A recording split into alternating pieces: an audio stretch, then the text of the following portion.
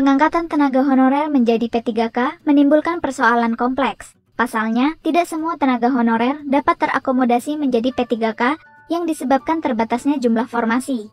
Untuk itu, Komisi 2 DPR RI meminta pemerintah daerah untuk segera menempatkan tenaga honorer, utamanya yang sudah lama mengabdi.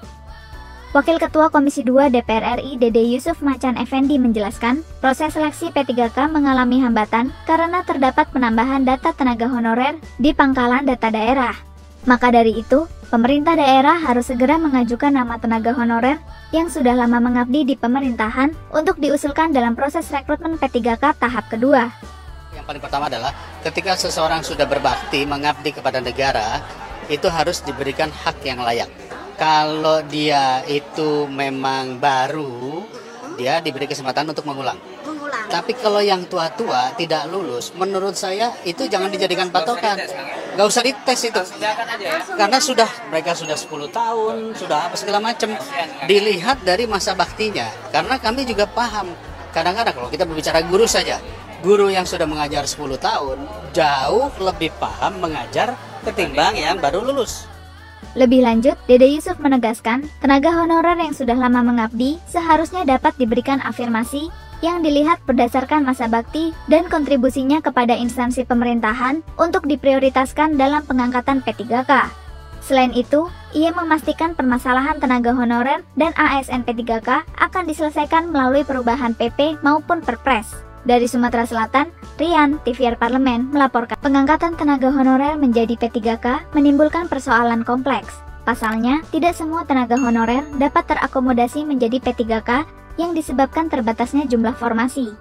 Untuk itu, Komisi 2 DPR RI meminta pemerintah daerah untuk segera menempatkan tenaga honorer, utamanya yang sudah lama mengabdi. Wakil Ketua Komisi 2 DPR RI Dede Yusuf Macan Effendi menjelaskan, proses seleksi P3K mengalami hambatan karena terdapat penambahan data tenaga honorer di pangkalan data daerah. Maka dari itu, pemerintah daerah harus segera mengajukan nama tenaga honorer yang sudah lama mengabdi di pemerintahan untuk diusulkan dalam proses rekrutmen P3K tahap kedua. Yang paling pertama adalah ketika seseorang sudah berbakti mengabdi kepada negara, itu harus diberikan hak yang layak.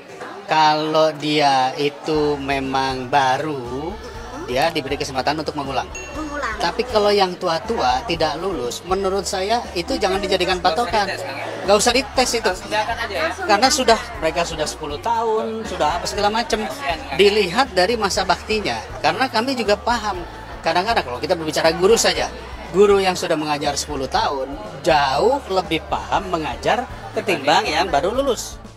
Lebih lanjut, Dede Yusuf menegaskan, tenaga honorer yang sudah lama mengabdi seharusnya dapat diberikan afirmasi yang dilihat berdasarkan masa bakti dan kontribusinya kepada instansi pemerintahan untuk diprioritaskan dalam pengangkatan P3K.